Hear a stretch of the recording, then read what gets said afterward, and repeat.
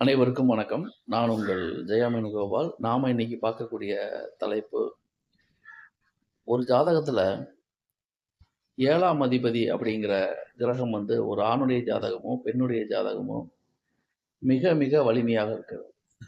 இப்போ 7ஆம் இடத்துல சனி பகவான் இருக்காருன்னு 7ஆம் இடத்துல கேது இருக்காருன்னு வச்சுக்கோங்களேன்.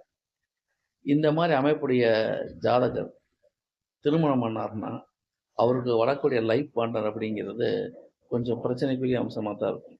இப்போ 7ஆம் இடத்துல கேது இருந்தா லக்னத்துல ராகு.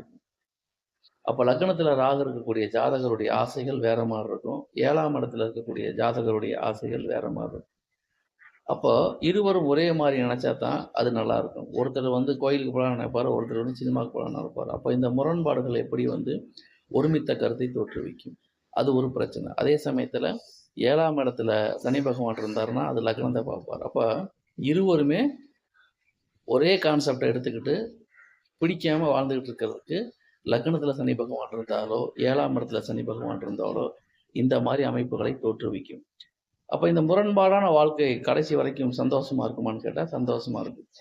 அதுக்குத்தான் ஒரு லைஃப் பார்ட்னரோ ஒரு பிசினஸ் பார்ட்னரோ செலக்ட் பண்ணும்போது இருவருடைய ஜாதகத்தையும் வைத்து எல்லா வகையிலும் கருத்துக்கள் ஒத்து போறது, தசாபுத்திகள் ஒத்து போறது, பிரச்சனைகள் இல்லாமல் இருந்தா மட்டும்தான் அந்த ஜாதகத்தவே கன்சிடர் பண்ணணும்.